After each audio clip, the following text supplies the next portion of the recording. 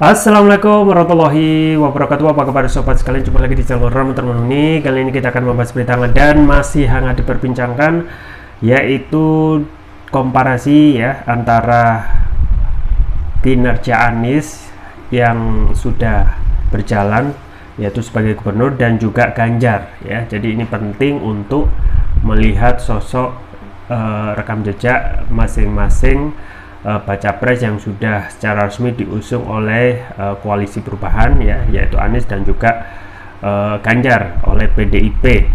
Nah, ini ada yang menarik, yaitu sesuai yang dilansir oleh newsworthy.co.id, 98% penduduk DKI di cover BPJS Kesehatan.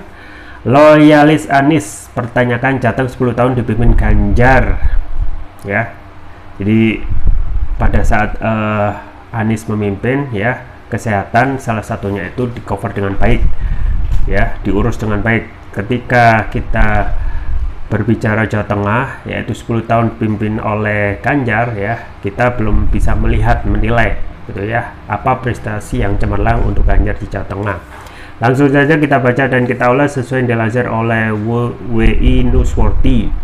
Jakarta, politikus Golkar sekaligus loyalis Anies Baswedan Andi Sinulinga mempertanyakan kondisi Jawa Tengah Jateng yang dibawa kepemimpinan Gubernur Jawa Tengah Ganjar Pranowo selama 10 tahun. Hal itu ditanggapi Andi Sinulinga melalui akun Twitter pribadi miliknya. Dalam cuitannya, Andi Sinulinga mempertanyakan kondisi Jateng lantaran BPJS Kesehatan telah mencatat kepesertaan di wilayah DKI Jakarta mencapai 98% atau 11.038.892 jiwa. Andi Sinulinga pun menegaskan bahwa saat awal Anies Baswedan menjabat sebagai Gubernur DKI Jakarta terdapat warisan gubernur sebelumnya, yakni Basuki Cahayapurnama Ahok, soal 21% warga DKI yang tak terlayani dalam fasilitas kesehatannya. Ketika awal Anies bertugas, ada 21% warga DKI yang tak terlayani JKN warisan Ahok. Tak sampai 5 tahun menjabat, Anies bereskan semuanya, ungkap Andi Sinulinga dikutip Newsworthy dari akun Twitter pribadi miliknya Senin. Ada yang tahu gimana di Jateng selama 10 tahun dipimpin Ganjar? Ada berapa juta lagi orang yang belum tercover JKN, tandasnya. Sementara itu, Deputi Direksi BPJS Kesehatan Wilayah Jabodetabek Bona Evita mengatakan capaian terkait 98% warga DKI Jakarta yang sudah di-cover BPJS Kesehatan tidak terlepas dari dukungan dari satuan kerja seperti Dinas Kesehatan dalam pengelolaan data pekerja bukan penerima upah PBPU yang didaftarkan oleh pemerintah Provinsi DKI Jakarta. Dinas Tenaga Kerja Transmigrasi dan Energi pun memastikan pekerja di wilayah DKI Jakarta sudah terdaftar sebagai peserta JKN KIS. Selain itu juga Dinas Sosial dalam pengelolaan peserta penerima bantuan iuran jaminan kesehatan BPIJK, Dinas Kependudukan dan Pencatatan Sipil untuk memastikan setiap peserta yang terdaftar mempunyai NIK yang valid, serta peran Dinas Komunikasi, Informatika dan Statistik dalam menyebarluaskan informasi tentang program JKN KIS, kata Bona mengutip dari CNBC. Terkait hal ini, BPJS Kesehatan pun disebutkan akan terus berkomitmen untuk memberikan pelayanan yang terbaik, khususnya bagi peserta JKN KIS dan di wilayah DKI Jakarta. Adapun hadirnya berbagai inovasi dalam pemberian layanan yang juga banyak dirasa sangat memudahkan peserta dalam mengakses layanan di seluruh fasilitas kesehatan, sehingga peserta JKN KIS sudah tidak perlu lagi menghabiskan waktu banyak untuk mengakses pelayanan.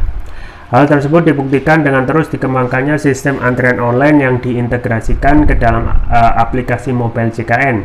Bona menyebut dengan hadirnya layanan tersebut, peserta sudah tidak perlu datang ke puskesmas untuk mengambil nomor antrian.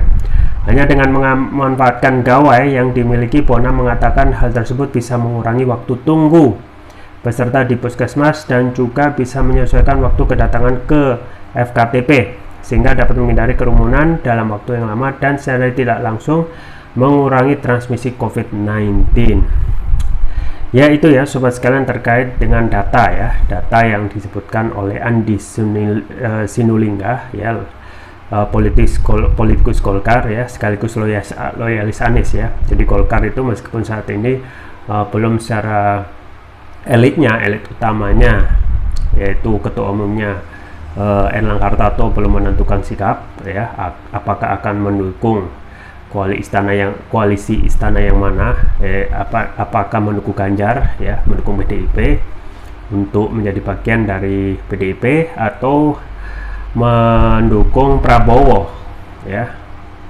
Usut punya usut ya, atau mana gosip yang beredar, Erlangga atau Golkar itu kecenderungannya ke Prabowo gitu ya, karena Prabowo memang mempunyai track record rekam jejak sama ya, satu linting dengan Erlangga, yaitu sama-sama mantan dari Partai Beringin ya. Tetapi dari anggotanya yaitu bawahannya ada loyalis politikus Golkar yang justru memberikan dukungan yang yang tegas untuk mendukung Anies Baswedan, yaitu Andi Sulingga. Kita ketahui kiprah Andi Sulingga dalam hal untuk menjadi the front guardian ya, untuk selalu mengcounter apa yang selalu diserang ataupun yang disampaikan oleh Buzzer ya, selalu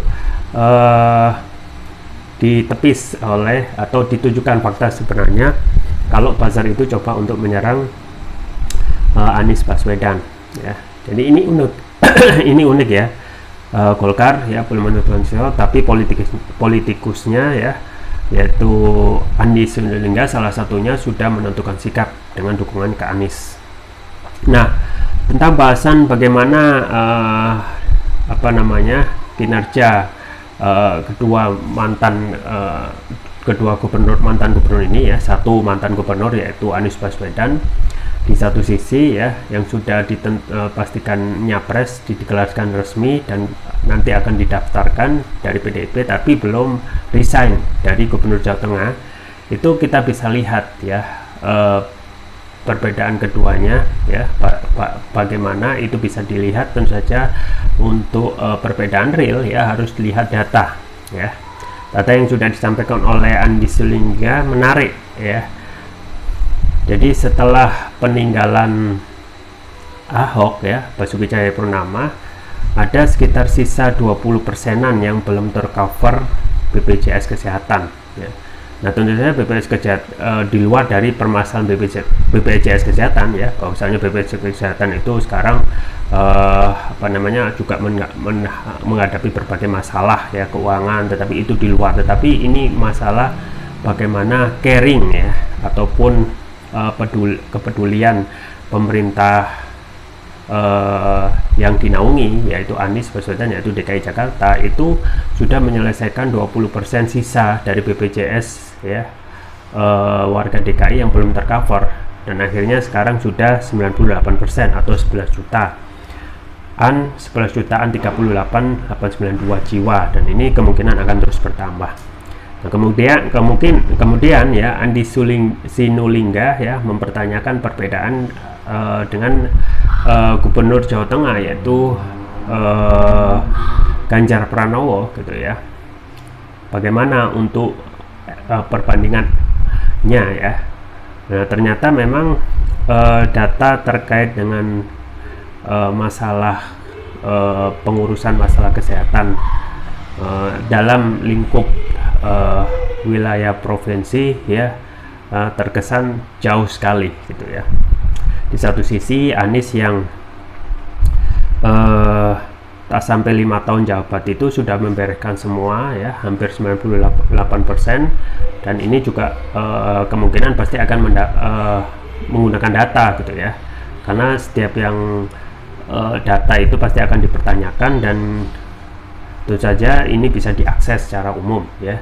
Jadi mayoritas kesehatan itu bisa di cover oleh pemerintah DKI Jakarta yang dipimpin oleh Anies. Sedangkan kalau melihat Jawa Tengah tentu saja masih kurang jauh gitu ya. Karena Jawa Tengah meskipun wilayahnya luas ya, potensi alamnya juga luar biasa, tetapi kepengurusan ya untuk masalah-masalah dasar masyarakat di sana, yaitu misalnya kesehatan, itu terkesan masih sangat jauh gitu ya. Justru malah yang menohok untuk terus-menerus ditampilkan, dan ini sangat sensitif, yaitu masalah kesejahteraan ekonomi ya. Jadi Jawa Tengah ternyata tingkat kemiskinannya juga besar gitu ya, tinggi gitu ya. Artinya ini juga patut dipertanyakan bagaimana kinerja Gubernur Jawa Tengah pada waktu sekarang, yaitu Ganjar Pranowo itu ya, kurang lebih dalam kurun waktu 10 tahun tidak bisa memberikan perubahan ataupun ya kepengurusan dalam masalah primer warga Jawa Tengah ya. Kalau kita melihat dasarnya saja ekonomi itu ya, tingkat kemiskinan itu sangat tinggi ya, padahal Jawa Tengah itu potensinya luar biasa. Berarti ini juga akan menjadi pertanyaan ya, pertanyaan bagi kita semua ya, karena Ganjar Pranowo yang saat ini sudah dideklarasikan sebagai capres, bagaimana mungkin bisa mengurus wilayah secara nasional kalau dalam wilayah DKI Jawa Tengah saja tidak bisa membereskan masalah pokok warga, yaitu masalah kemiskinan. Termasuk juga kalau kita berbicara masalah kesehatan ya, pasti kurang lebih akan mengikuti ya faktor angka kemiskinan atau rasio Gini yang terjadi di Jawa Tengah, dan ini sangat fatal ya.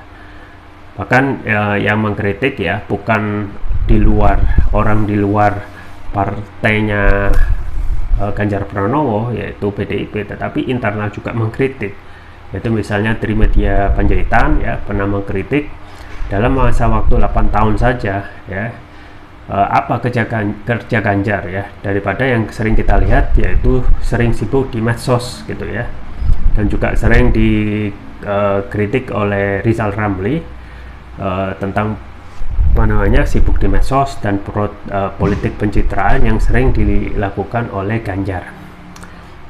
Nah, ini penting ya sobat sekalian, karena apa yang disampaikan oleh Anies ya, saya memang tidak ada preferensi kepada siapapun ya, tapi kita coba untuk belajar membandingkan apple to apple ya, meskipun ya antara DKI Jakarta dan juga Jawa Tengah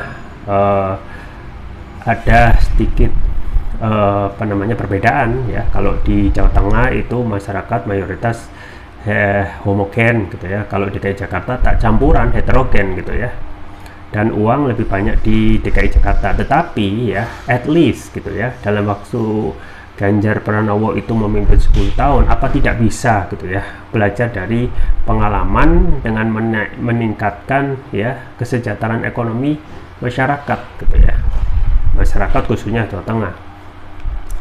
Nah, memang kalau kita melihat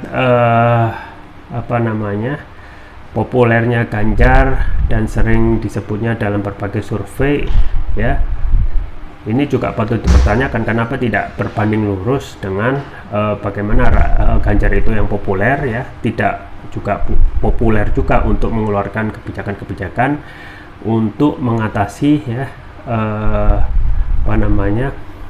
kemiskinan di sana gitu ya. Jadi kemiskinan Jawa Tengah itu masih tinggi ya.